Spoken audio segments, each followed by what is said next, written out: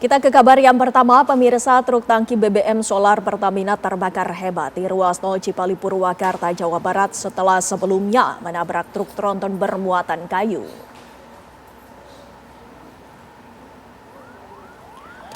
Kecelakaan tersebut terjadi siang tadi, pemirsa, tepatnya di kilometer 80 ruas tol Cipali, wilayah Cibatu, Purwakarta. Kilometer 80. Besar kobaran api menyebabkan arus lalu lintas dari arah Jakarta menuju Cirebon tak bisa melintas dan macet panjang hingga 5 km. Api baru bisa dipadamkan 1 jam kemudian setelah 4 unit mobil pemadam kebakaran diterjunkan ke lokasi. Insiden terbakarnya truk tangki BBM bermula ketika pengemudi tangki solar kurang antisipasi saat berkendara, sehingga truk bersenggolan dengan truk tronton bermuatan kayu yang melaju di depannya. Akibatnya tangki mengalami kebocoran dan BBM tumpah ke jalan yang disusul kobaran api. Tidak ada korban luka maupun jiwa dalam insiden tersebut.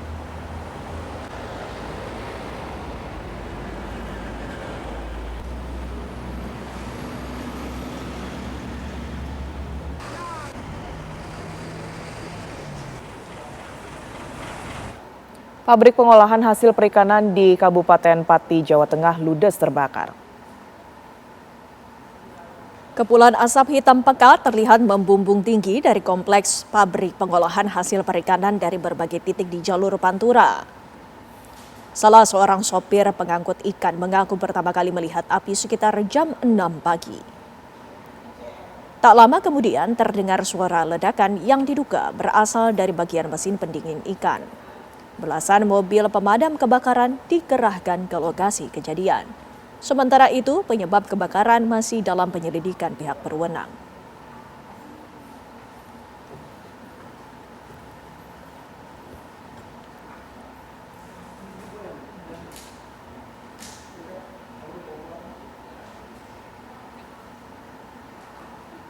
Diduga akibat korsleting listrik, 6 bedeng pegawai bangunan hangus terbakar di kawasan Pamulang Barat, Kecamatan Pamulang, Kota Tangerang Selatan, Banten. Inilah video kebakaran sebuah bedeng tempat tinggal terbakar yang direkam oleh warga di kawasan Pamulang Barat, Kecamatan Pamulang, Kota Tangerang Selatan, Banten.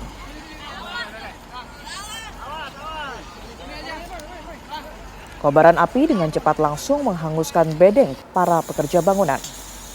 Sebanyak 6 bedeng semi permanen yang hangus terbakar. Api muncul di dalam bedeng saat para pekerja ini sedang beristirahat.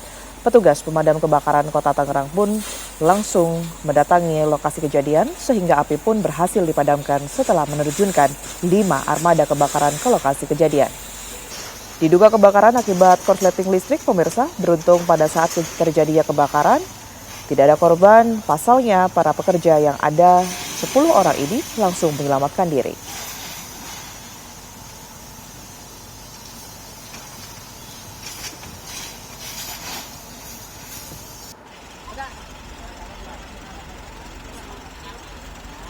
Nggak apa-apa ibu nggak apa-apa bu. Informasi lainnya untuk Anda pemirsa, kelangkaan minyak goreng bersubsidi terjadi di Pasar Klender, Jakarta Timur. Akibatnya pedagang menjual minyak goreng bersubsidi tersebut dengan harga Rp22.000 per liter. Sementara harga eceran tertinggi yang ditetapkan pemerintah dengan harga Rp15.700.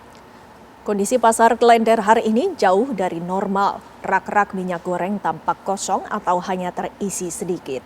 Beberapa pedagang mengaku tidak mendapatkan pasokan rutin dari distributor sejak beberapa minggu terakhir. Di lapak yang masih menjual, harganya melonjak jauh di atas ketentuan resmi. Pedagang beralasan minimnya pasokan dari distributor membuat harga ikut naik. Sebelumnya, Menteri Perdagangan Budi Santoso telah mengumumkan bahwa HET minyak kita akan segera dinaikkan. Besarannya belum ditetapkan menunggu harga minyak sawit mentah atau CPO lebih stabil.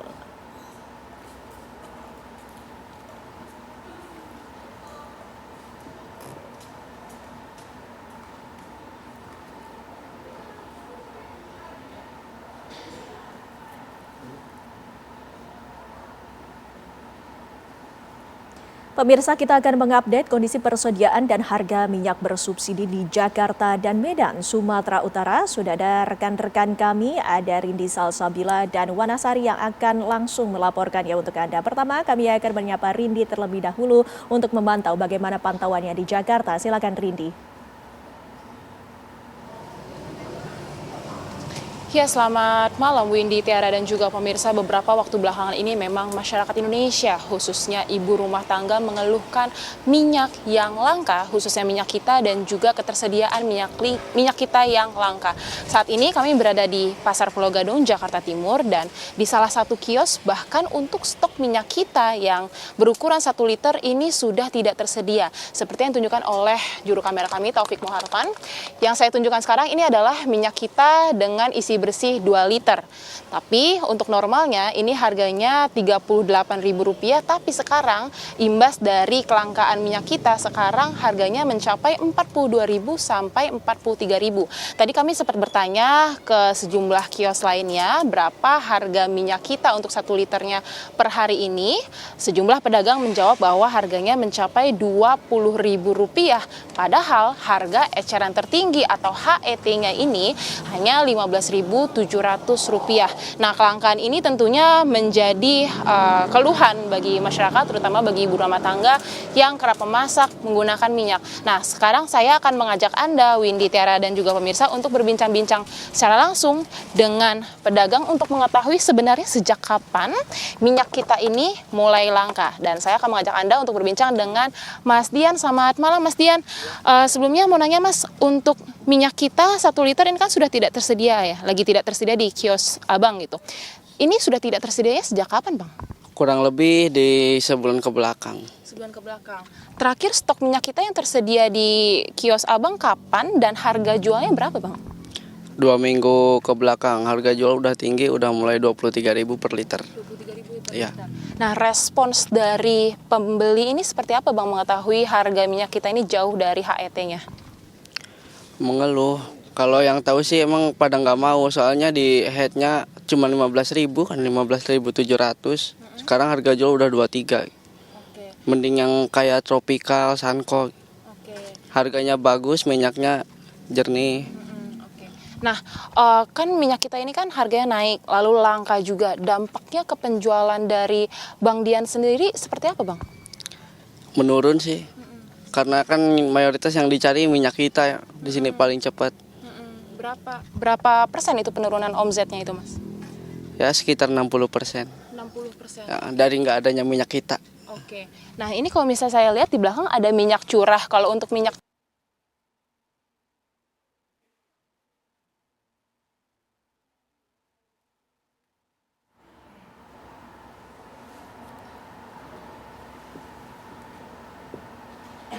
Baik, kita bergeser ya. Tadi kita sudah sedikit mendengar bagaimana kemudian ini sedikit kondisi begitu ya, Windy dan juga pemirsa, bagaimana kenaikan minyak goreng yang kemudian ini atau langkanya minyak goreng yang ada di Pasar Klender. Kita bergeser terlebih dahulu ke Pasar Karya Anak Bangsa yang ada di Medan, Sumatera Utara. Silakan, Wana. Ya, Natalita dan pemirsa, seiring tingginya harga bahan baku utama untuk minyak goreng kemasan bersubsidi yaitu minyak kita yang sudah terjadi sejak beberapa waktu yang lalu, ini juga memicu kenaikan harga pasaran minyak goreng kemasan berlabel minyak kita. Saya berada di pasar tradisional Karya Anak Bangsa di Kota Medan dan di sini saya melihat sejumlah toko masih menjual beberapa minyak goreng kemasan yang beberapa merek begitu, terutama minyak kita yang banyak diminati oleh masyarakat.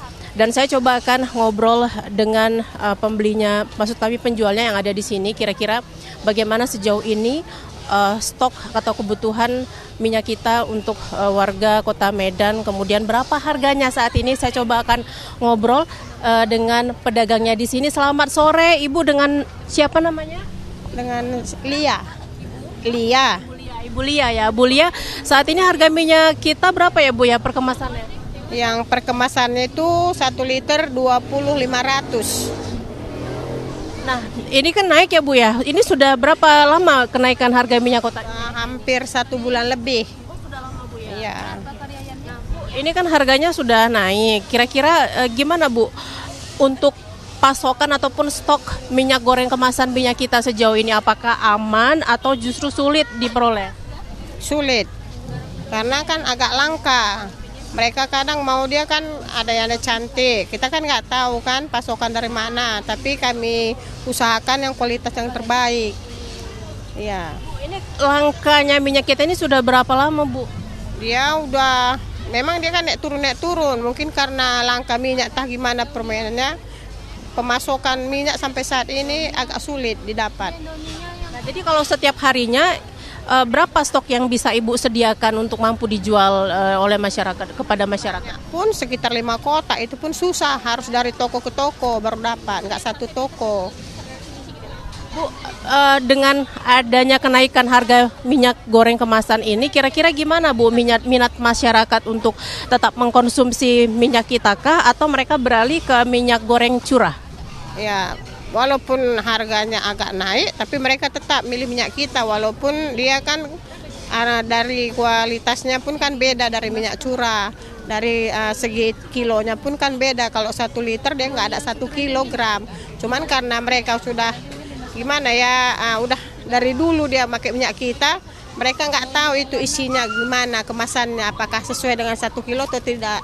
Jadi kami harus tetap menjelaskan bahwa itu tidak ada 1 kilo, itu 1 liter.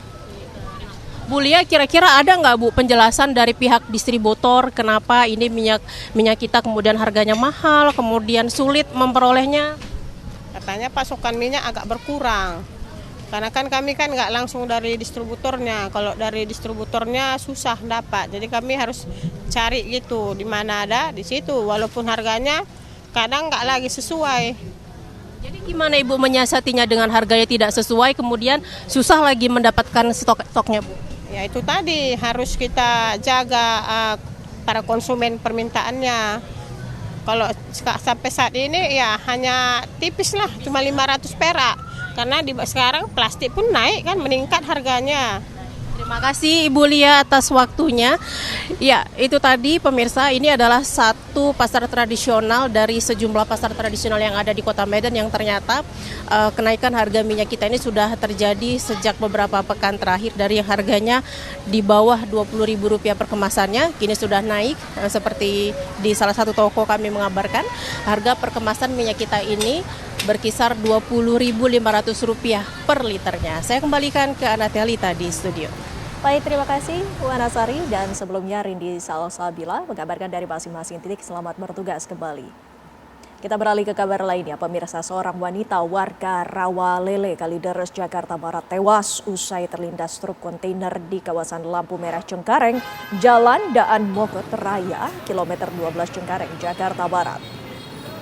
Peristiwa terjadi saat korban tengah dibonceng oleh ayahnya menggunakan sepeda motor bernomor polisi B3680 NVA. Keduanya diketahui tengah melaju dari arah Kalideres menuju Grogol.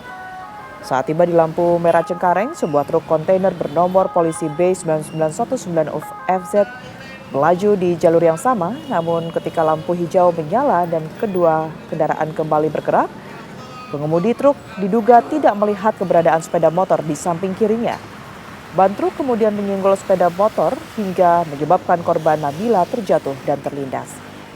Meski pengemudi sempat melarikan diri setelah mengetahui insiden tersebut, namun warga dan pengguna jalan lainnya melakukan pengejaran hingga akhirnya truk berhasil dihentikan sekitar 5 km dari lokasi kecelakaan.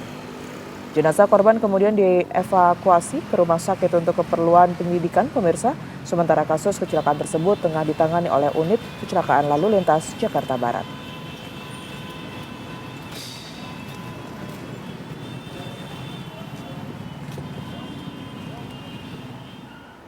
Sebuah pohon berukuran besar tumbang dan menimpa mobil milik warga di Jalan Jenderal Ahmad Yani, Kota Parepare, Sulawesi Selatan pada Sabtu siang.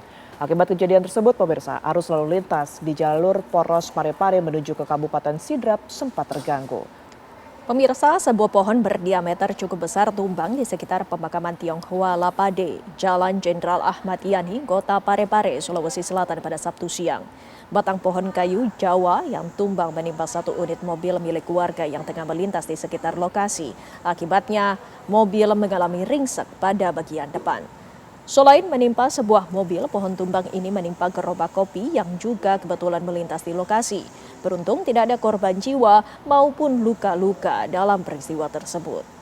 Pohon tumbang juga sempat menutup sebagian badan jalan sehingga menyebabkan arus lalu lintas di jalur Poros Parepare menuju Kabupaten Sidrap dan dari arah sebaliknya menjadi tersendat. Petugas gabungan yang tiba di lokasi langsung melakukan evakuasi dengan memotong dan memindahkan batang pohon dari badan jalan.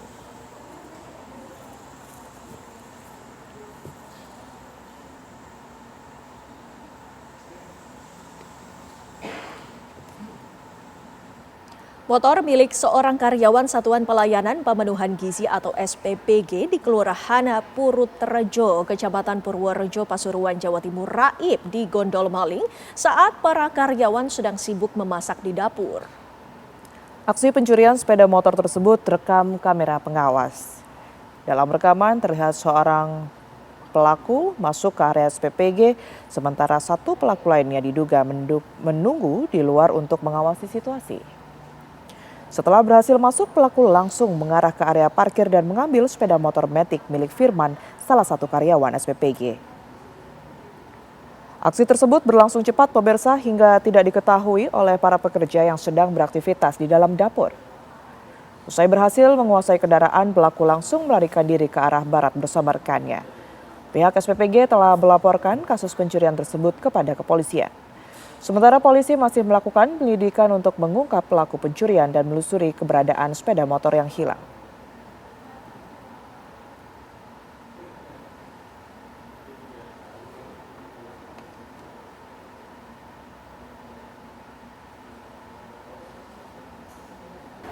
Serangan Israel ke kota Tirus, Lebanon Selatan mengakibatkan kerusakan parah di tengah memanasnya konflik dan mandeknya upaya gencatan senjata sesaat lagi.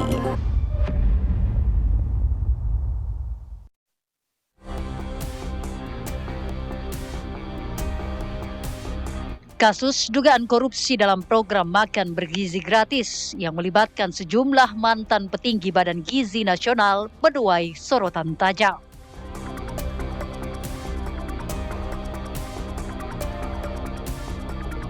Di tengah pelaksanaan program makan bergizi gratis yang menjangkau jutaan penerima manfaat di berbagai daerah, aspek pengawasan menjadi salah satu hal penting untuk memastikan program berjalan transparan, akuntabel, serta tepat sasaran.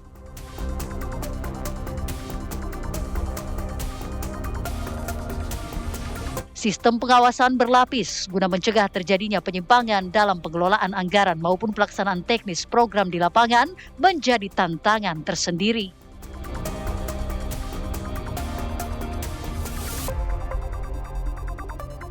Lantas, bagaimana mekanisme pengawasan yang tepat diterapkan dalam program prioritas pemerintah untuk memastikan transparansi penggunaan anggaran? Sejauh apa peran pengawas internal dan eksternal dalam memastikan akuntabilitas?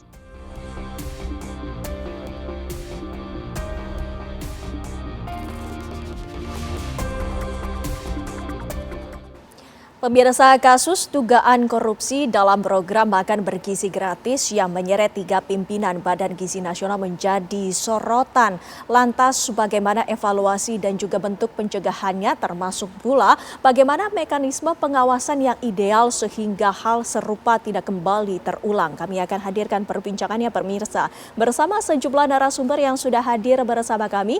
Saya ingin menyapa satu persatu. Di sebelah saya sudah ada Muhammad Yasin yang merupakan Wakil Ketua Komisi Pemberantasan Korupsi Republik Indonesia pada periode 2007 hingga 2011. Assalamualaikum warahmatullahi wabarakatuh. Selamat malam Pak Yasin. Malam, Mbak Windy. Sehat Pak Yasin? Alhamdulillah sehat. Alhamdulillah. Terima kasih sudah hadir bersama kami. Dan pemirsa, langsung saja kami juga ingin menyapa. Di sebelahnya sudah ada Mas Bahtera Banong yang merupakan juru bicara dan juga sekaligus politisi dari Partai Gerindra. Selamat malam Mas Bahtera. Terima kasih sudah hadir bersama kami.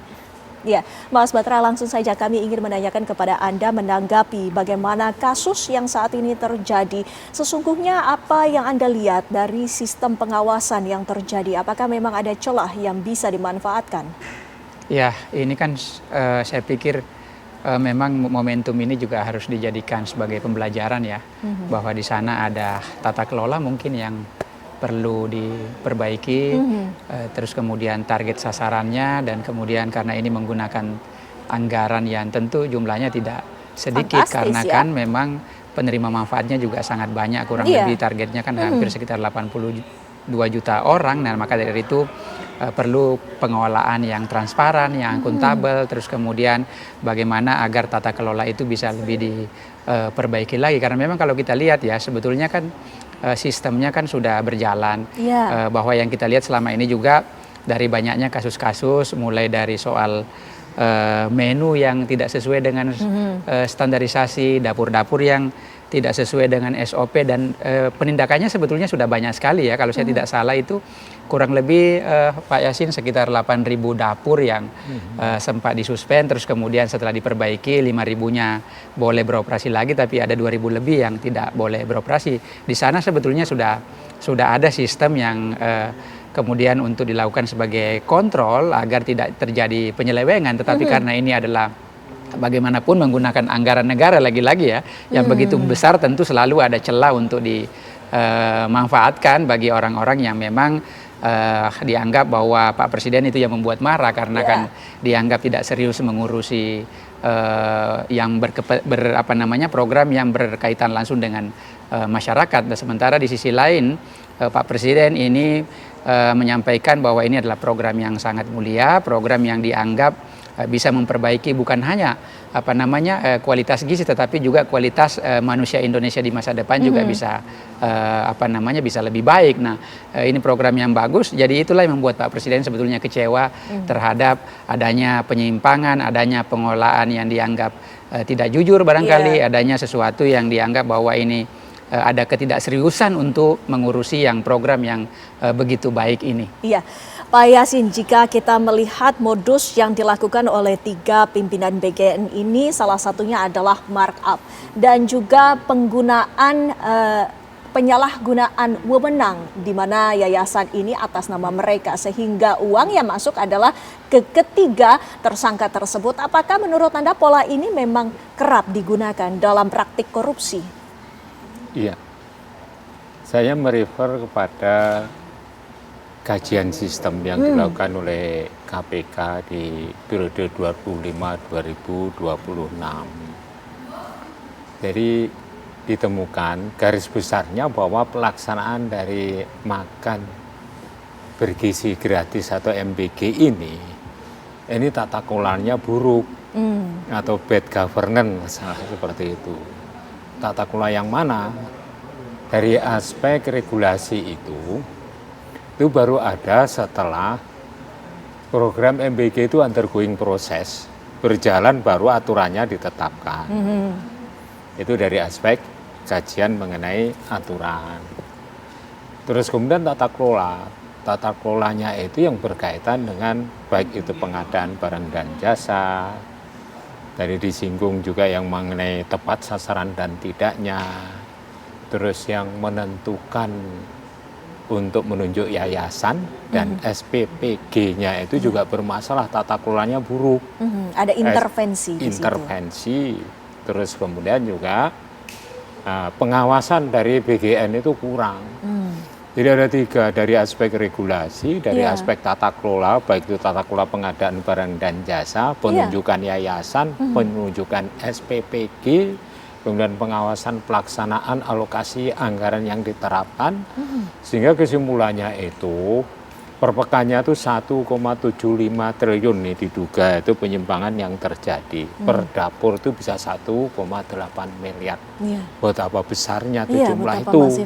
Jadi kasus korupsi ini adalah berdasarkan hasil kajian sistem dari KPK itu, yang baru kami dapatkan juga dari pihak KPK itu, bahwa ini sangat-sangat rentan korupsi bila diteruskan. Sehingga seandainya mau diteruskan itu perlu adanya suatu katakanlah persiapan yang matang dulu. Jangan asal cepat program ini, tapi dengan pelaksanaan yang demikian buruknya, yaitu penuh dengan penyimpangan di tataran pusat maupun tataran di pelaksanaan di daerah. Di daerah. Pak Yasin, jika dari beberapa kajian yang tadi Anda sebutkan, apabila hanya satu saja yang diperbaiki dari sisi pengawasannya saja, apakah ini juga akan mendapatkan hasil yang lebih positif? Saya kira itu dari perencanaan, dari aspek kebijakan itu harus ada aturannya. Berarti secara menyeluruh ya untuk perbaikan. Misalnya untuk juknisnya jangan sampai berubah-berubah secara nasional, menimbulkan suatu katakanlah diskresi atau konflik kepentingan dari pengambil keputusan yang ada di daerah itu, khususnya yayasan dengan SPPG, satuan apa itu namanya, satuan untuk pelayanan pemenuhan gizi itu yang menjadi SPPG. Permasalahan itu dengan yayasan. Di situ juga menunjuk itu katakanlah tuh outsourcing dari bahan baku itu menunjuk orang-orang yang menjadi mitra dekatnya, sehingga ini kolusinya tinggi, sehingga tidak didasarkan atas evaluasi track record dari masing-masing track record yayasan dulu dan juga SPPG. Penyimbangannya itu seharusnya itu adalah kantin sekolah, maka dilakukan di daerah itu adalah sesuai dengan kemauan dari yayasan. Yayasan itu ditunjuk oleh BGN. Ini permasalahan jadi complicated. Maka simpulan utamanya bahwa pelaksanaan dari MBG ini itu sangat buruk, yaitu tata kelolanya atau governance-nya. Sehingga perlu perbaikan. Apabila ini ada salah satu seorang dari tersangka yaitu Pak Sony Sanjaya mau mengajukan apa yang disebut justice collaborator, itu saya kira ini menjadikan suatu katakanlah penanganan kasus hukum yang harus yang menyeluruh, artinya komplit, tidak hanya di atas saja. Pucuk pimpinan saja. Padahal di tataran bawah itu luar biasa, tidak hanya di atas saja. Baik.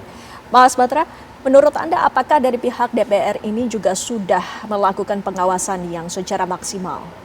Ya, sebetulnya kan di DPR ya, terutama terkait dengan komisi yang memang bermitra dengan BGN, dan kami pun sebetulnya ya dari Partai Gerindra sering dipanggil oleh Pak Prabowo untuk memantau perkembangan terkait soal pelaksanaan MBG ini sampai di tingkat bawah, dan saya termasuk salah satu yang Pak Yasin yang paling sering, kalau terutama di dapil saya ya, saya pantau sampai di bawah, dan memang kan ada katakanlah karena memang ini program baru ya, namanya program baru kan tentu ada kelemahan, kekurangan di sana sini, tetapi dari sisi kemanfaatan kan sangat banyak. Misalnya kita bicara soal SPPG. SPPG ini begitu misalnya ada SPPG di suatu daerah, Mbak, dan bisa menghidupkan ekonomi di desa tersebut. Karena kenapa? Bahan bakunya kan bersumber dari petani. Terus kemudian belum lagi misalnya ikannya, karena kalau kami di Sulawesi Tenggara karena lautnya banyak, para nelayan itu juga senang dibeli ikannya. Terus banyak akhirnya di desa-desa yang beternak ayam untuk petelur. Jadi mereka telurnya diambil dari para peternak itu. Terus belum lagi misalnya bicara soal sayurannya dan lauk pauk yang lain. Jadi sebetulnya ini program yang sangat bagus, sangat mulia, dan ini juga potensi ekonominya bisa menghidupkan UMKM lokal, apalagi di saat situasi bangsa yang kita tahu sendiri bahwa tantangannya kan bukan hanya tantangan internal tapi tantangan global juga, baik dari geoekonomi kita maupun geopolitik yang sampai hari ini kan tidak ada kepastian, dan itu bisa membantu Indonesia dalam rangka bagaimana perputaran ekonomi di bawah itu juga bisa hidup. Dan saya pikir DPR ya itu juga yang menjadikan alasan Pak Prabowo kemudian melakukan pencopotan atas dasar masukan-masukan dari DPR, tapi tentu bukan hanya DPR semata, dan termasuk juga mungkin laporan-laporan dari berbagai pihak, dari masyarakat yang selama ini kan apalagi di media di situasi begini kan media sosial kan sangat gampang sekali, orang begitu misalnya melihat menunya tidak sesuai dengan standar, mereka bisa foto, bisa viralkan, dan itu bisa jadi itu juga menjadi salah satu pertimbangan terus kemudian Pak Prabowo mengambil langkah yang tegas untuk melakukan pencopotan terhadap pimpinan yang ada di BGN. Mas Batra, kalau Anda melihatnya celah-celah apa saja yang kemudian harus ditutup sehingga tidak terjadi aliran dana yang tidak sesuai pada peruntukannya? Ya, ke depan kan ini Pak Presiden sudah memberikan instruksi kepada Kepala BGN yang baru bahwa di sana tata kelolanya mesti diperbaiki, terus kemudian juga soal penerima manfaatnya yang semula mungkin karena ditargetkan semua, ini ada lebih fokus lagi terhadap penerima manfaat, terutama yang fokusnya kepada daerah-daerah yang 3T itu, karena memang Pak Yasin kalau kita lihat ya, terutama kayak daerah saya lagi-lagi ya, saya ambil sampel di Sulawesi Tenggara ada daerah-daerah pulau-pulau, bayangkan ya di sana anak-anak sekolah kalau mau misalnya ke sekolah lain karena jaraknya jauh, mesti mereka kan lewat perahu-perahu, lewat darat. Bayangkan misalnya Mbak, kalau mereka dalam kondisi pagi yang belum sarapan sampai sekolah, bagaimana mereka bisa konsen belajar sementara dalam kondisi perut yang lapar. Nah itu juga mungkin harus diperbaiki soal target penerima manfaatnya agar didahulukan yang misalnya memang yang betul-betul membutuhkan. Belum lagi soal misalnya SPPG itu ya, dapur-dapur itu ya harus dilakukan tindakan tegas begitu mereka misalnya memang tidak memenuhi standarisasi pelayanan. Dan yang kedua itulah yang kita sering temukan, akhirnya banyak yang keracunan-keracunan. Yang ketiga adalah terkait soal misalnya menunya. Nah disitulah mungkin itu ada celah ya, karena menu yang disajikan ini banyak juga yang kita saksikan berdasarkan laporan-laporan masyarakat tidak sesuai dengan standarisasi gizi yang telah ditetapkan oleh BGN itu sendiri. Jadi mungkin menunya yang tadinya jumlahnya sekian akhirnya dikurangi, kan artinya bisa ada selisih dari situ. Nah itu jangan dijadiin bancaan sehingga kualitas makanannya tidak sesuai dengan standarisasi yang sudah ditetapkan.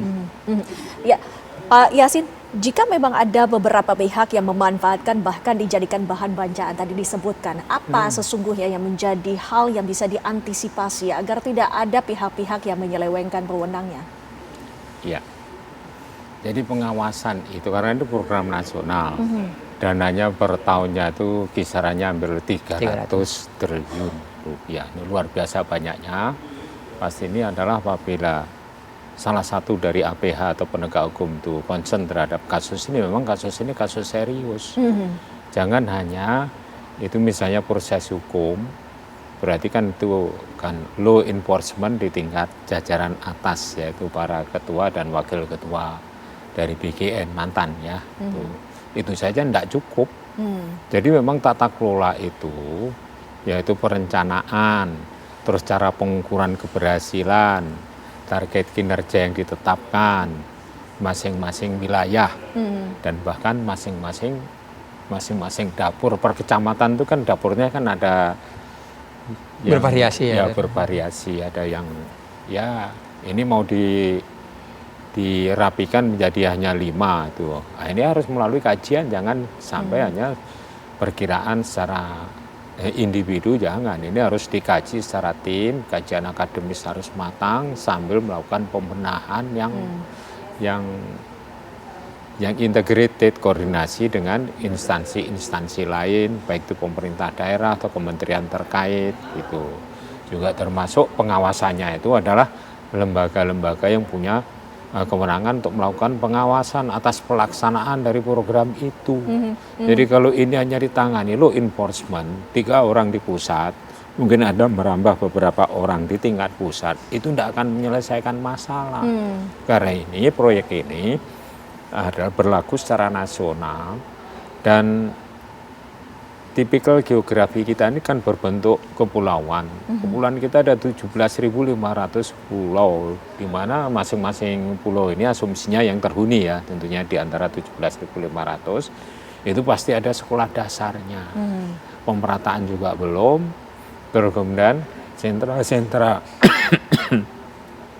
untuk menetapkan titik dapur itu juga menjadikan suatu katakanlah praktek korupsi dan kolusi di situ. Ada celah di situ. Tapi Pak Yasin, mengapa dalam sebuah tindak korupsi ini kecenderungannya adalah dilakukan secara massal? Ya, ini karena programnya adalah program nasional. Kalau korupsi ini tidak massal, 1-2 orang kan pasti gampang ketemu. Karena itu adalah berkelompok, kalau tidak boleh disebut berjamaah, maka gampang terungkap. Itu loh. Karena ini bersepakat antara beberapa oknum yang di daerah yang menjadi katakanlah pelaku utama, kemudian ditebarkan ke beberapa orang yang tidak menjadi pelaku utama, aman. Nah, laporan ini bisa terjadi apabila ada individu-individu yang melihat misalnya penyimpangan ini kok dibiarkan merajalela. Ada yang istilahnya di antara banyak yang berbulu abu-abu, ada yang putih gitu. Itulah yang melaporkan biasanya. Dan di penegakan hukum seperti itu. Pelapor yang paling mempunyai data itu dari internal yang tahu praktek pelaksanaan dari suatu proyek itu sehari-harinya. Sehingga masuklah ke Kejaksaan Agung. Sementara KPK melalui kajian sistem yang berakhir dengan rekomendasi aspek pencegahan ya. Nah, bisa saja nanti aspek penindakan itu bisa dikerjasamakan dengan APH lain. Misalnya kejaksaan dengan KPK dan kepolisian bisa saja. Jadi satu kasus besar, sifat nasional, anggarannya tidak hanya sekitar misalnya berapa triliun aja, tapi ini ratusan triliun per tahun. Yang diduga penyimpangannya per pekan itu 1,7,5, artinya 1.750 miliar, kan luar biasa tuh, uang rakyat itu. APBN itu artinya uang rakyat. Jangan sampai melukai hati rakyat yang dananya dipakai untuk penyimpangan, untuk ya memaporkan kelompok-kelompok tertentu untuk kepentingannya. Saya kira ini permulaan yang bagus. Apabila di antara tersangka ada yang mau jadi justice collaborator, itu saya kira juga akan menjadikan suatu katakanlah ya penilaian dari masyarakat ini agar kasus korupsi ini tidak hanya yang ditangani di pusat dan hanya beberapa gelintir orang. Harus juga didapatkan itu, katakanlah orang-orang yang menjadi pelaku utama dari korupsi itu selain dari kepala BGN. Bisa saja yang jabatannya setara dengan itu atau bahkan di atasnya. Apabila itu ada orang yang mau mengungkap syarat justice collaborator itu kan harus dia bukan pelaku utama dan dia mengakui kejahatannya. Ya. Nah, jadi kalau dia mengenai aspek pencegahan yang tadi Pak Yasin sebutkan itu nanti kita akan dalami lebih lanjut lagi. Seperti apa yang bisa menjadi catatan-catatan sehingga bisa menjadi evaluasi ke depannya. Kami akan hadirkan perbincangannya sesaat lagi.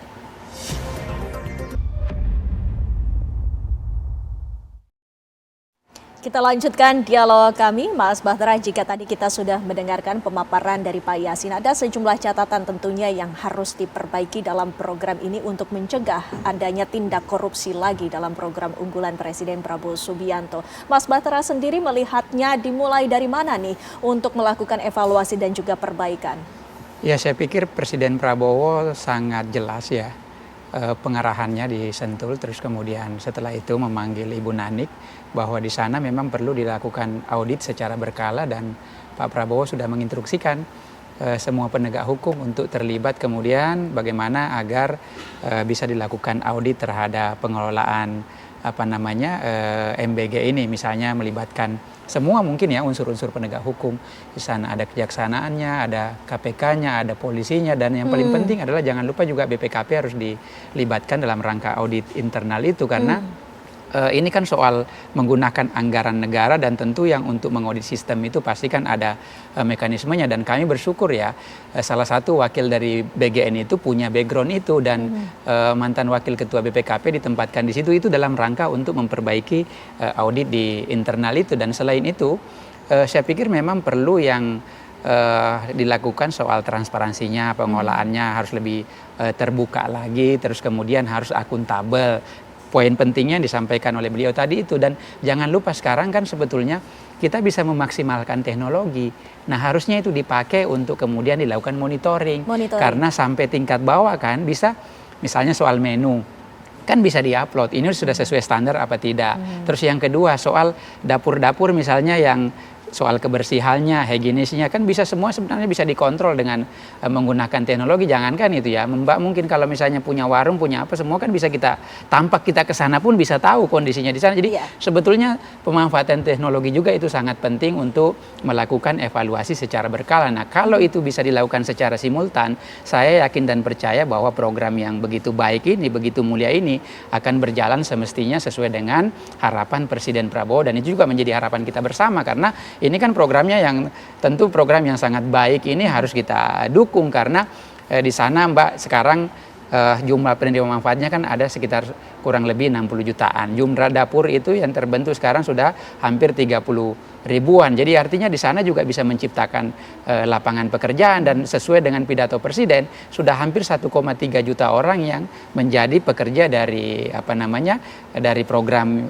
prioritas ini. Jadi memang sebetulnya ini programnya bagus, sangat banyak manfaatnya, dan memang tinggal diperbaiki pengelolaannya secara transparan, secara terbuka, akuntabel, terus kemudian tadi menggunakan teknologi semaksimal mungkin untuk melakukan kontrol dan melibatkan para pihak penegak hukum. Saya yakin dan percaya bahwa program ini akan maksimal berjalan. Ya. Mas Batara, jika tadi Anda menyebutkan bahwa perlu adanya perbaikan dalam pengelolaan, ya menurut Anda dan berkaca dari kasus ini yang menjerat 3 tersangka tadi, ini ada kesalahan dalam pengelolaan ataupun tata kelola dari MBG, ataupun ini merupakan penyalahan wewenang dari oknum saja? Saya pikir ini penyalahan wewenang ya, karena misalnya mulai sebagaimana apa yang disampaikan Kejaksaan Agung soal misalnya penentuan titiknya, terus kemudian menu-menu yang disajikan, terus kemudian banyak sekali dapur-dapur yang tidak memenuhi standarisasi. Nah, harusnya kan dari awal harus tegas bahwa kalau misalnya tidak memenuhi standarisasi, ya nggak bisa diloloskan.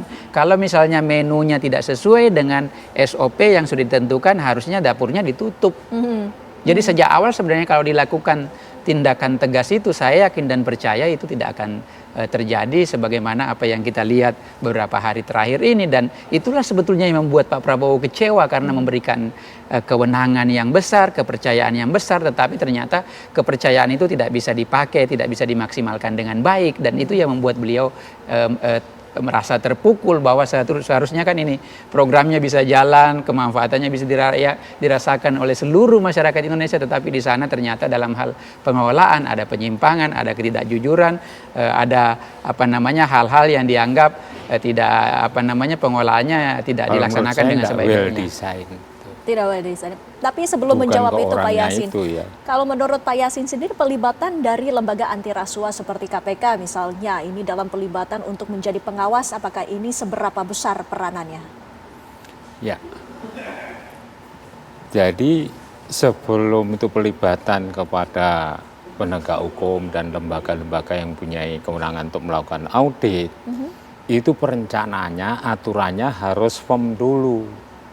Jadi harus well design, itu artinya didesain secara komplit, kompak, dan aturan-aturan pelaksanaan sudah ada, standar operating procedure ada, kemudian juga apa yang disebut dengan key performance indicator atau indikator utamanya, target kinerjanya, apa ada atau belum? Nah, ini belum ada.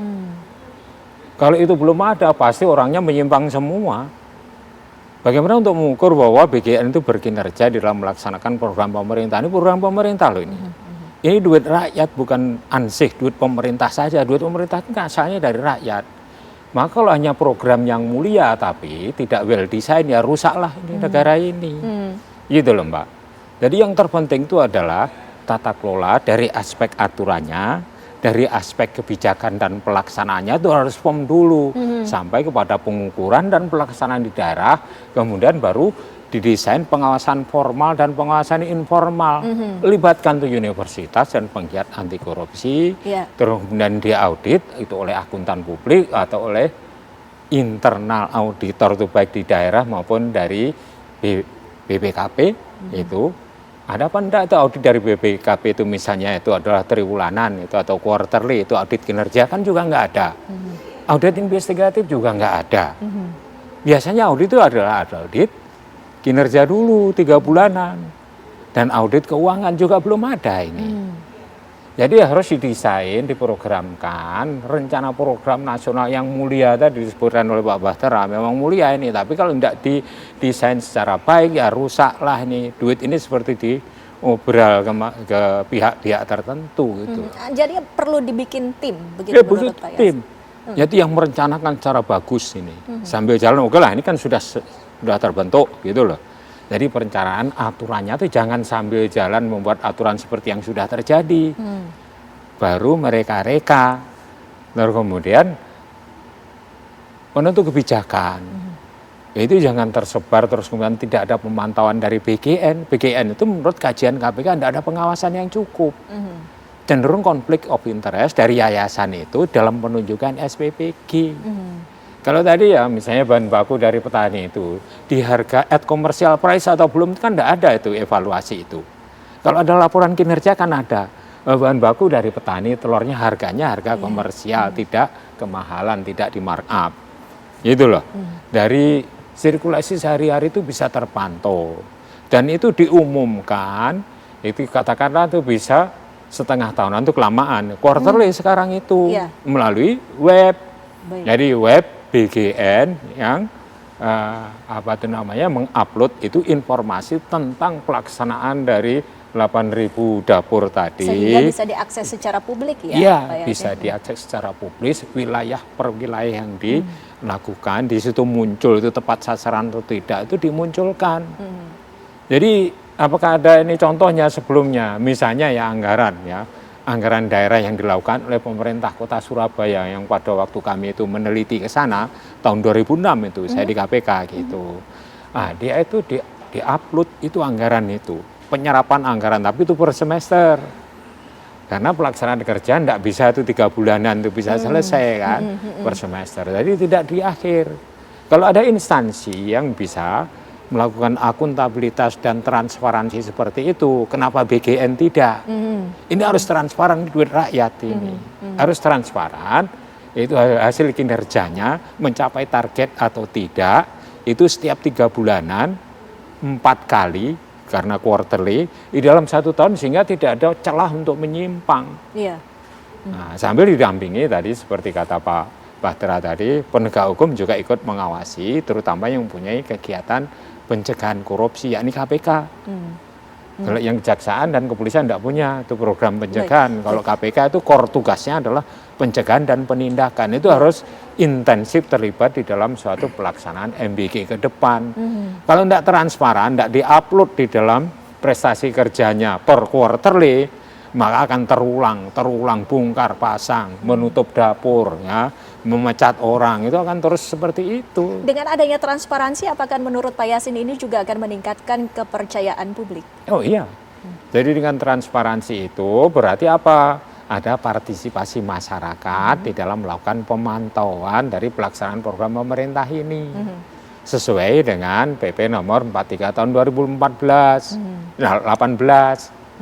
PP lah yaitu mengenai partisipasi masyarakat di dalam pencegahan korupsi. Nah, sehingga bagus kalau transparan masyarakat ikut mengamati. Lah ini kan diam-diam pengawasan tidak ada, laporan tidak ada, target kinerja tidak ada, SOP tidak ada, apa yang mau dievaluasi? Itu Mbak. Iya. Mas Bahtera, artinya ini banyak sekali pekerjaan rumah yang harus dibenahi satu persatu. Tentunya ada beberapa langkah yang sudah mulai dilakukan. Apa saja? Ya, dengan kejadian itu kemarin kan langsung diinstruksikan agar karena anggarannya begitu besar langsung diperhentikan Presiden bahwa ini harus ada rekomposisi anggaran supaya anggarannya tentu harus tepat sasaran. Terus kemudian ada moratorium dapur-dapur itu. Jangan lagi nanti ada pembuatan dapur-dapur yang dianggap tadi berafiliasi dengan kelompok-kelompok tertentu. Terus kemudian masalah standarisasi SOP di SPPG itu harus dibenahi, dan yang paling penting tadi soal pelibatan lembaga-lembaga hukum, terutama yang berkaitan tadi bahwa ini tidak hanya sekedar melibatkan mereka, tapi sepenuhnya memang harus dari sejak awal, harus misalnya bagaimana di auditnya, terus kemudian bagaimana dilakukan. Kan kita tidak pengen kejadian seperti ini, berarti harus dikedepankan soal pencegahannya. Nah, itu harus dilibatkan semua sehingga bahu membahu untuk mengawasi program ini, sehingga untuk meminimalisir kejadian-kejadian yang kita lihat hari ini bisa tidak terjadi lagi ke depannya. Bisa jadi memang itu harus jadi memang harus bahu membahu. Dan yang paling penting ya, saya mau mengatakan bahwa sebetulnya sejak awal Pak Prabowo itu sering menyampaikan bahwa masyarakat kan boleh melaporkan, boleh menyampaikan, dan itu juga menjadi pertimbangan beliau. Terus kemudian mengambil tindakan tegas karena memang ini kan program ini besar sekali. Nah, memang harus melibatkan publik. Nah, kalau tidak melibatkan publik, itu tadi kan pasti jumlah pengawasan juga kan terbatas. Nah, sementara kita tahu bahwa kemarin targetnya itu kan 82 juta penerima. Sekarang aja target penerima manfaatnya sudah 62 juta orang. Jumlah dapurnya Pak Yasin sekarang udah mencapai hampir 30.000 dapur. Nah, sebanyak itu kalau misalnya tidak pengawasannya tidak ketat, ya kan banyak sekali jumlahnya. Nah, saya pikir itu ke depan dengan kepala BGN yang baru kita menaruh harapan besar, dan saya yakin dan percaya dengan pengalaman Ibu Nani dan beliau selama 1,5 tahun ini beliau sering turun ke lapangan memantau juga, dan semenjak beliau juga turun ke lapangan kurang lebih 1.000 dapur lebih yang sudah diberhentikan, tidak beroperasi lagi karena memang tidak memenuhi standar. Nah, itu harus dilakukan, jangan nanti misalnya begitu jadi wakil kepala BGN tegas, tapi begitu nanti jadi kepala BGN malah itu berkurang. Harus itu diperbanyak lagi ke depannya untuk sidak-sidak itu, sehingga tahu betul kondisi SPPG itu sampai ke tingkat bawah. Baik, kita sebagai masyarakat akan terus memantau, mudah-mudahan ada perbaikan yang lebih baik lagi ke depannya. Terima kasih lagi Mas Batra, terima kasih Pak Yasin waktunya bersama kami di Apa Kabar Indonesia Malam. Pemirsa, kami masih akan menghadirkan sejumlah informasi lainnya yang akan kami hadirkan selepas jeda pariwara berikut ini.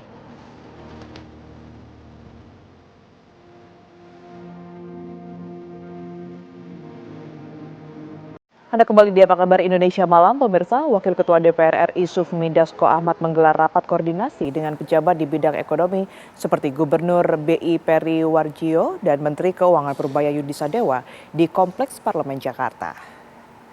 Hadir pula dalam rapat Menteri Sekretaris Negara Prasetyo Hadi dan Ketua Komisi 10 DPR Republik Indonesia Muhammad Hekal. DPR mempertemukan para pemangku kebijakan di bidang moneter dan fiskal untuk melakukan evaluasi terhadap perkembangan ekonomi nasional.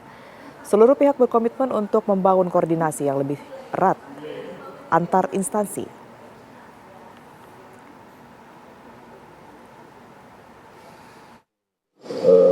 Dewan Perwakilan Rakyat Republik Indonesia sengaja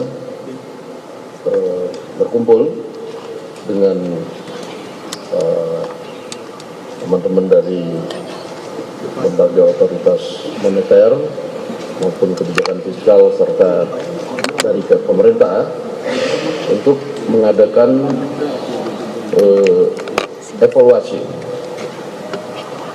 mengenai perkembangan ekonomi, sekaligus kemudian melakukan koordinasi bagaimana antara fiskal dan moneter bisa saling mendukung demi pertumbuhan ekonomi yang lebih baik pada saat ini.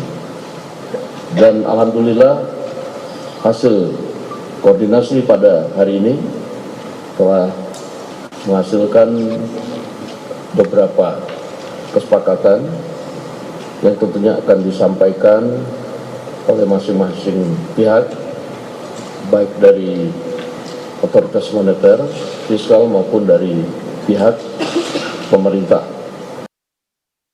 Gubernur Jakarta Pramono Anung akan melakukan penyesuaian tarif Trans Jabodetabek yang direncanakan selesai pada bulan ini. Tidak hanya rute Blok M menuju Soekarno-Hatta, sejumlah titik atau rute Trans Jabodetabek akan mengalami kenaikan tarif. Pramono Anung mengaku beberapa rute Trans Jabodetabek perlu dilakukan penyesuaian tarif lantaran anggaran subsidi yang digunakan untuk perjalanan Trans Jabodetabek terlalu besar. Hal tersebut masih terus dikoordinasikan oleh pemerintah Provinsi Jakarta untuk menentukan tarif yang akan dikenakan bagi masyarakat pengguna Trans Jabodetabek. Dari keterangan Gubernur Jakarta, penyesuaian tarif akan diselesaikan setidaknya pada bulan Juni 2026.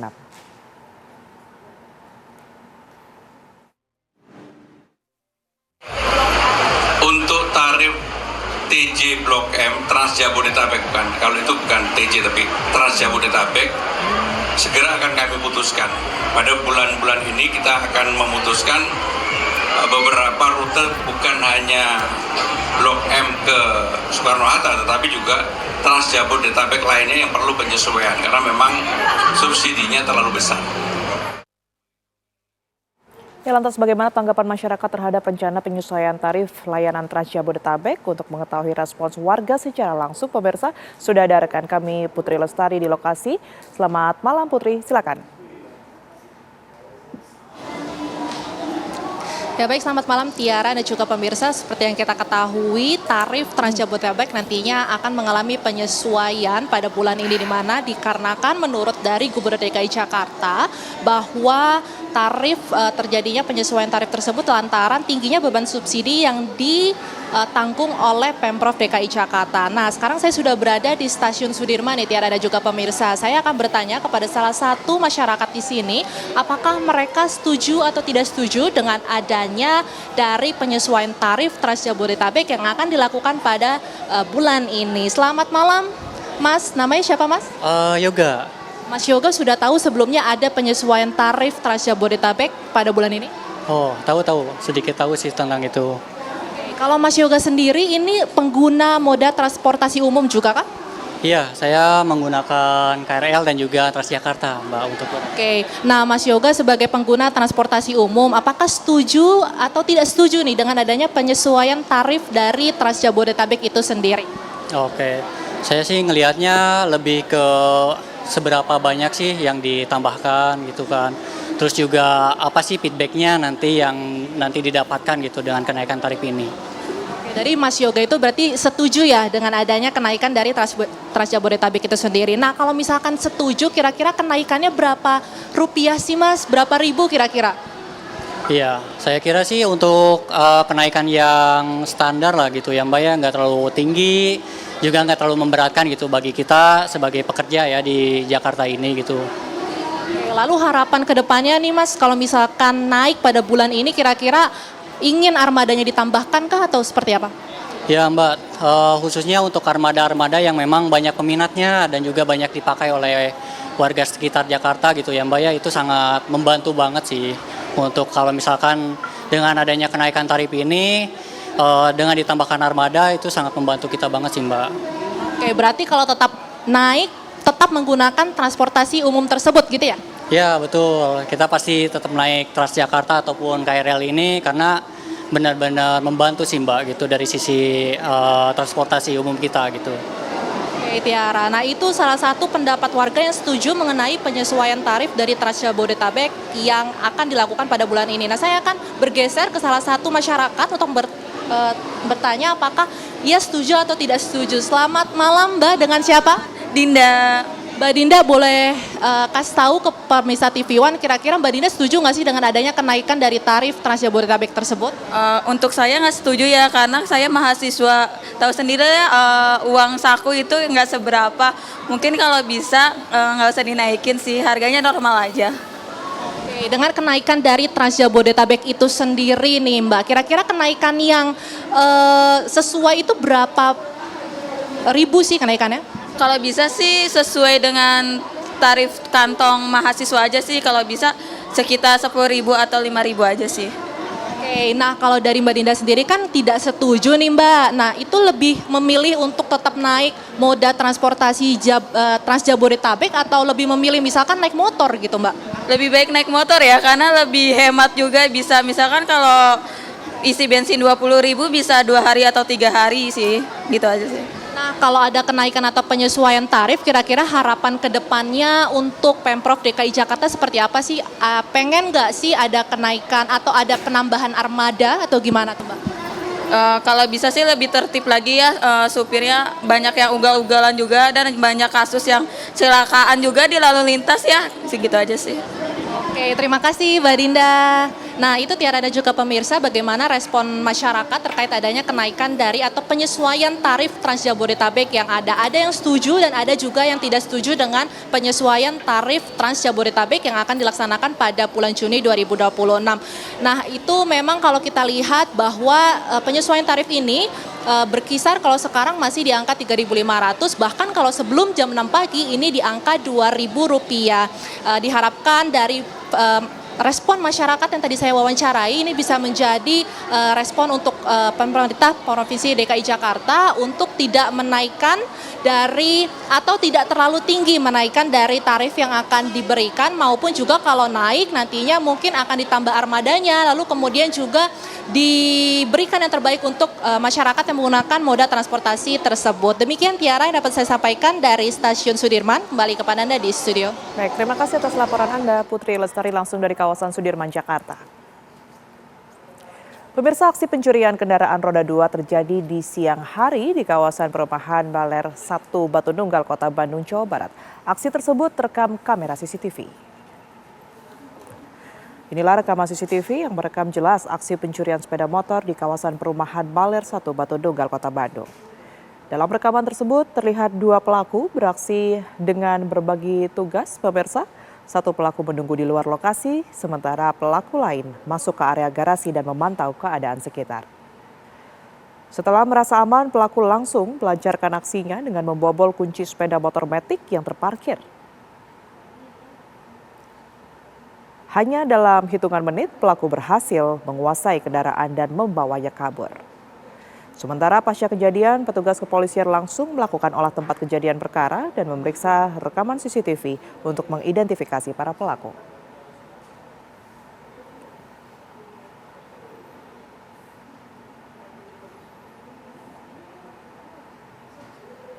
Tim SAR gabungan berhasil menemukan seorang remaja berusia 14 tahun yang sebelumnya dilaporkan tenggelam di Sungai Ciujung, Kampung Muara, Kecamatan Rangkas Bitung, Kabupaten Lebak, Banten. Pencarian dimulai sejak pukul 7 waktu Indonesia Barat. Tim kemudian melakukan penyisiran di sepanjang aliran Sungai Ciujung dan area-area berpotensi menjadi lokasi korban terbawa arus. Sekitar pukul 7:50 waktu Indonesia Barat, tim SAR gabungan berhasil menemukan korban dalam kondisi meninggal dunia di lokasi yang berjarak sekitar 5 km dari lokasi kejadian awal. Setelah dievakuasi, korban yang diketahui bernama Muhammad Soleh langsung dibawa ke rumah duka, kemudian diserah terimakan kepada pihak keluarga untuk proses pemakaman.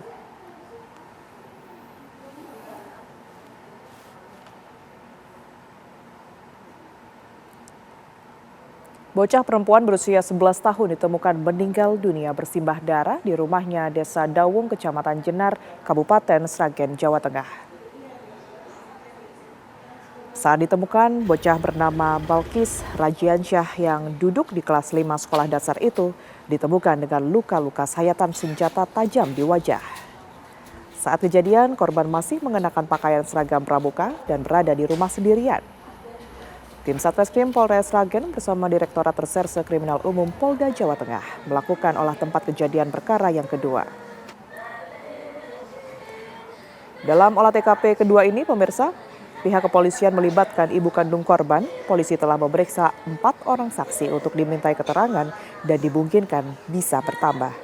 Sejumlah barang bukti yang berada di lokasi kejadian termasuk senjata tajam jenis parang yang ditemukan ada bercak darah di rumah korban diamankan polisi.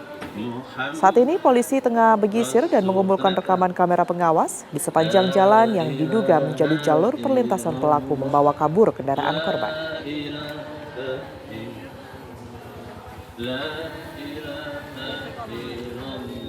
Kedua ini kita ingin mencari petunjuk dan juga alat bukti lainnya yang bisa memudahkan kami dalam memecahkan kasus pembunuhan ini. Dan mohon doanya mudah-mudahan bisa segera kita ungkap. Ada beberapa, namun ini masih dalam menjadi proses penyelidikan kami ya, jadi belum bisa kami sampaikan dulu. Sampai saat ini ada 4 orang dan masih akan terus kami dalami dulu. Bisa kita simpulkan karena kita masih harus mendalami dulu, menghubungkan satu alat bukti dengan yang lainnya. Oke, tentu kita masih sampai saat ini juga tim lapangan kami masih terus menelusuri. Kita berharap lebih banyak lagi CCTV yang bisa kita dapatkan untuk mengungkap peristiwa tersebut. Sadis kembali terjadi di kawasan Cibodas, Kota Tangerang. Seorang pria diselamatkan polisi setelah disekap selama 17 jam. Korban ditemukan petugas Polsek Jatiwung dalam kondisi lemas dengan sekujur tubuh terikat erat menggunakan tali tambang plastik. Korban disekap dan mengaku mengalami intimidasi sadis menggunakan senjata tajam. Aksi penculikan ini bermula saat korban bersama istri sirinya sedang sibuk berkemas untuk pindah rumah di kawasan Kelapa II, Tangerang Selatan. Saat sang istri lengah, korban tiba-tiba dibawa paksa oleh 2 orang pria menggunakan sepeda motor. Keluarga baru mengetahui korban disandra setelah menerima pesan singkat berisi foto dan video korban dalam kondisi terikat tak berdaya. 2 pelaku yang merupakan bapak dan anak kini telah diamankan petugas, pemirsa. Kasus dugaan pengancaman dan penyekapan ini kini masih ditangani intensif oleh Unit Reskrim Polsek Jatiwung.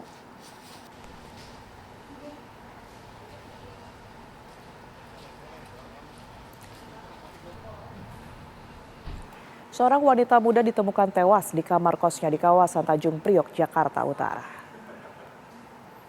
Jenazah korban kemudian dibawa ke Rumah Sakit Polri Kramat Jati, Jakarta Timur untuk dilakukan pemeriksaan penyebab kematian. Kondisi korban yang tergeletak di dalam kamar awalnya diketahui oleh teman korban.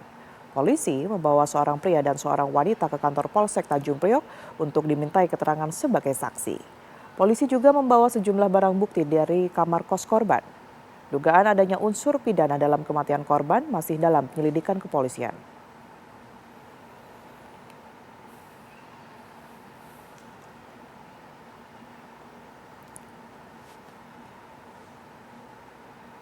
Kecelakaan maut di Kota Bekasi, Jawa Barat menewaskan seorang pengendara motor. Rekaman gambar amatir warga memperlihatkan seorang pengendara motor tergeletak di ruas jalan, tepatnya di Jalan Siliwangi, kilometer 6, Rawalumbu. Korban tewas usai terlindas kendaraan truk. Peristiwa bermula saat pengendara motor melaju dari arah Bantar Gebang menuju Rawalumbu di saat bersamaan truk kontainer tanpa muatan muncul dengan kecepatan tinggi dari arah belakang pemotor. Diduga pemotor kaget dan kondisi jalan yang bergelombang membuat motor oleng dan jatuh hingga terlindas ban kendaraan. Truk dilaporkan kabur melarikan diri usai menabrak korban.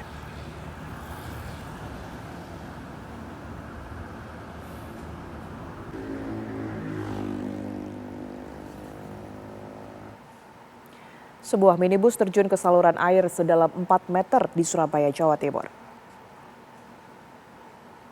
Sebuah minibus terjun ke saluran air di Jalan Ahmad Yani, Surabaya pada Jumat kemarin. Menurut keterangan saksi mata, mobil melaju kencang di jalur cepat Sidoarjo menuju Surabaya. Kendaraan kemudian keluar jalur dan sempat menabrak pohon sebelum akhirnya masuk ke aliran anak sungai.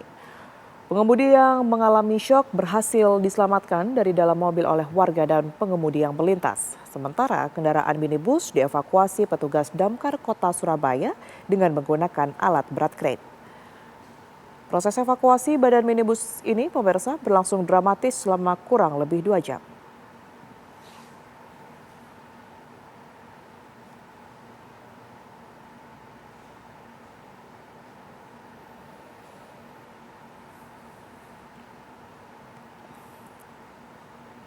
Pemirsa, Satres Narkoba Polres Langkat menyergap sejumlah orang yang terlibat peredaran serta penyalahgunaan narkotika di wilayah Sumatera Utara. Informasinya akan kami hadirkan untuk Anda usai jeda berikut ini.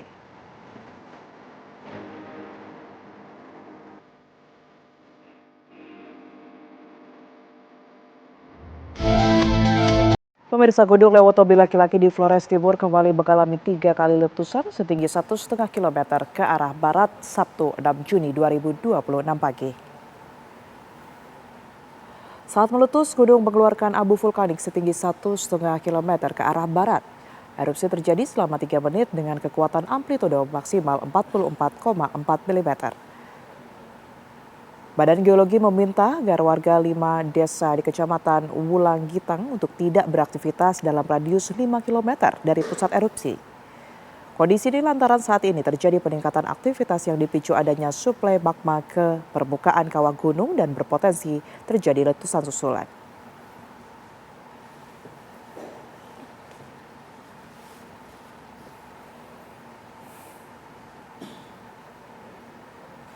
Pasangan ibu anak kompak melakukan penggelapan uang negara melalui kredit fiktif di salah satu bank dan berhasil membawa kabur uang tunai senilai 4,75 miliar rupiah.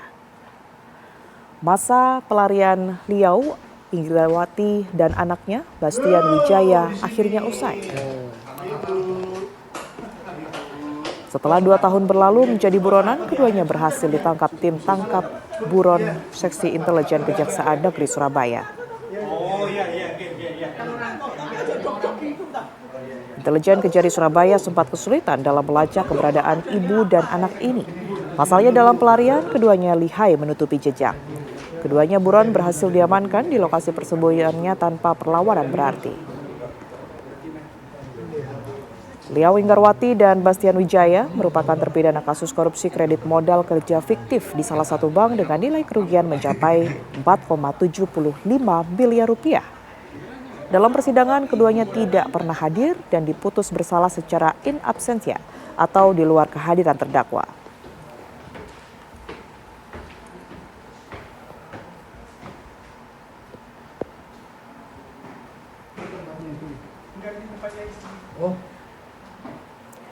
Satres Narkoba Polres Langkat menyergap sejumlah orang yang terlibat peredaran serta penyalahgunaan narkotika di wilayah Sumatera Utara.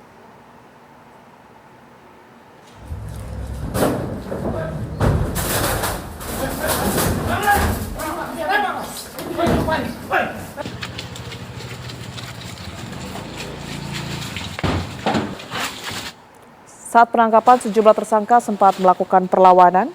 Aksi kejar-kejaran pun tak terhindarkan. Selain itu, pemirsa, Polres Langkat juga berhasil mengamankan barang bukti narkotika berupa sabu seberat 782 gram dan narkotika jenis ganja seberat 2,1 kilogram.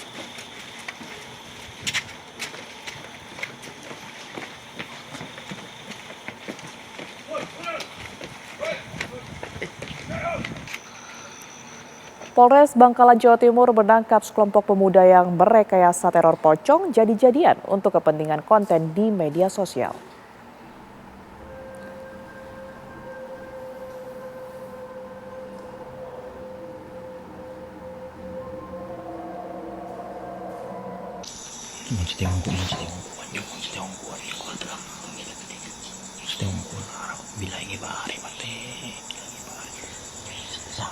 Ya, aksi yang dilakukan saat malam hari tersebut sempat menimbulkan polemik dan kepanikan masyarakat di Bangkalan. Di antaranya Kecamatan Kelampis dan Kecamatan Kamal. Pasalnya, video rekaman CCTV yang memperlihatkan aksi teror pocong bersenjata tajam tersebar ke berbagai media sosial secara berantai. Dalam video yang beredar, sosok pocong gadungan ini ternyata diperankan oleh Syaiful. Seorang pria yang sengaja menyamar menjadi pocong ini melompat-lompat di depan rumah warga yang saat itu sedang kosong tanpa penghuni. Polisi mengimbau masyarakat agar tidak mudah terpancing isu-isu negatif yang dapat memicu kecemasan. Masyarakat pun diminta segera melapor apabila menemukan modus tindak kejahatan di sekitar.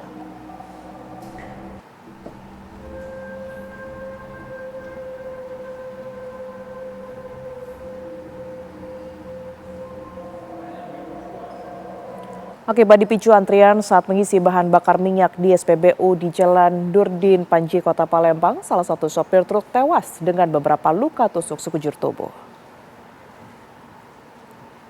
Permasalahan ini dipicu saat sang sopir truk sedang mengantri untuk melakukan pengisian bahan bakar minyak di SPBU. Dari keterangan warga yang saat itu berada di lokasi, tiba-tiba datang sebuah kendaraan yang diduga milik pelaku menyerobot antrian korban. Merasa tidak senang, korban menegur tindakan tersebut, namun terduga pelaku tidak senang, sehingga terjadilah cekcok dan perkelahian terjadi. Merasa terancam, korban berusaha menyelamatkan diri dengan mengendarai truknya meninggalkan lokasi, namun para pelaku terus melakukan pengejaran. Namun naas pemirsa, mobil yang dikendarai korban akhirnya terhenti di seberang SPBU setelah menabrak dan para pelaku pun melakukan penyerangan hingga akhirnya korban terkapar tidak sadarkan diri di lokasi kejadian. Korban dinyatakan meninggal dunia akibat luka tusuk di beberapa bagian tubuhnya.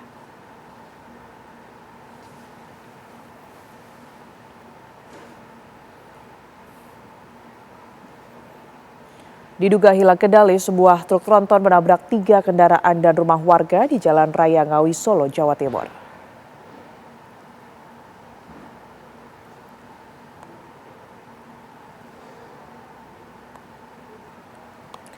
Sebelum menabrak rumah,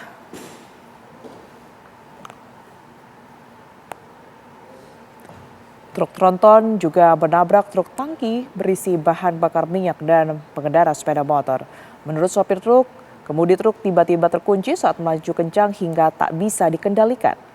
Truk membawa muatan paket dari Bogor tujuan Jakarta. Sementara sopir truk tangki Rudi Kuswanto melaju dari arah Ngawi menuju Solo dengan kecepatan rendah. Tiba-tiba ditabrak truk tronton tepat mengenai bagian tengah truk tangki.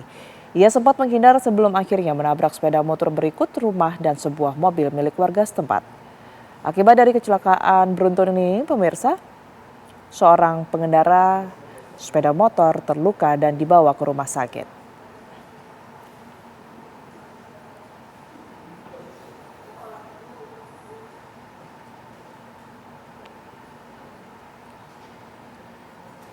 Pemirsa, laga final sepak bola antar kampung di Lumajang, Jawa Timur berakhir ricuh Sabtu petang. Informasinya akan kami hadirkan untuk Anda usai jeda.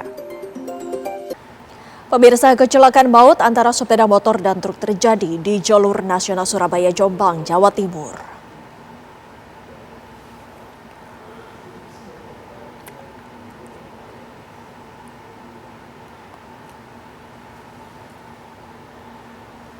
Beginilah kondisi korban kecelakaan yang terjadi di Jalan Raya Surabaya-Jombang, tepatnya di Desa Sambirejo, Kecamatan Jogoroto, Jombang, Sabtu petang.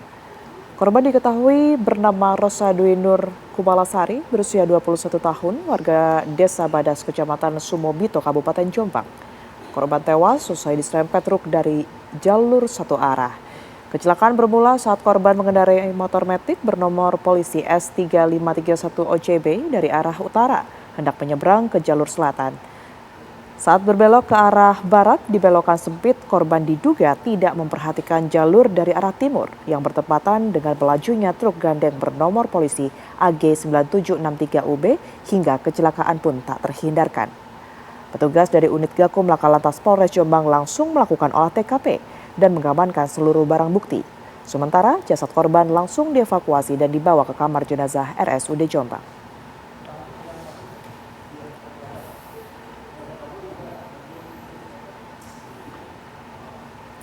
Diduga akibat sopir lelah, truk syarat buatan air mineral terguling di Banjar, Jawa Barat. Badan truk menutup badan jalan sehingga arus lalu lintas di Jalan Nasional Jabar Jateng tersendat selama proses evakuasi. Pemirsa, inilah truk syarat muatan air mineral yang terguling tepat di lampu lalu lintas Parung Sari, Banjar, Jawa Barat, Sabtu siang. Ratusan dus air mineral tumpah ke jalan. Beruntung sopir selamat hanya mengalami luka ringan. Menurut dari keterangan saksi, kecelakaan tunggal itu terjadi ketika truk dari Banjar hendak ke Semangaran untuk mengirimkan air mineral. Saat berhenti di lampu lalu lintas, truk terlihat oleng hingga akhirnya terguling. Warga sekitar langsung menolong sopir keluar dari dalam truk. Satlantas Polres Banjar terpaksa mendatangkan truk derek untuk mengevakuasi truk dari tengah jalan.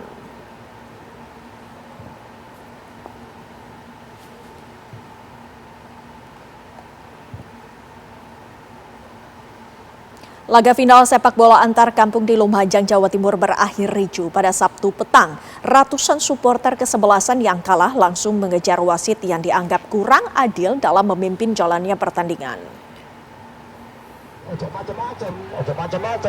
Langsung cekelan, langsung putus nih.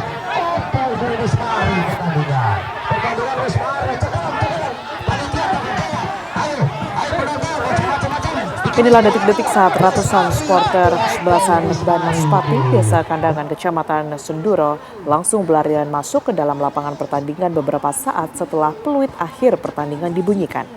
Tanpa dikomando, ratusan supporter yang kecewa akibat kesebelasan yang didukungnya kalah langsung mengejar wasit yang dianggap kurang adil dalam memimpin pertandingan sehingga memicu protes para supporter pendukungnya. Sejumlah petugas keamanan berhasil mengamankan wasit dari aksi abukan supporter yang akhirnya berujung aksi tawuran antar penonton yang kemudian berhasil diredam.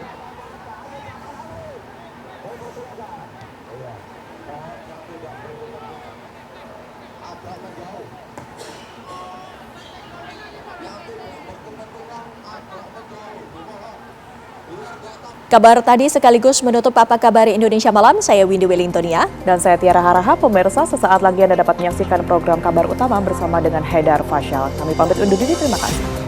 Sampai jumpa.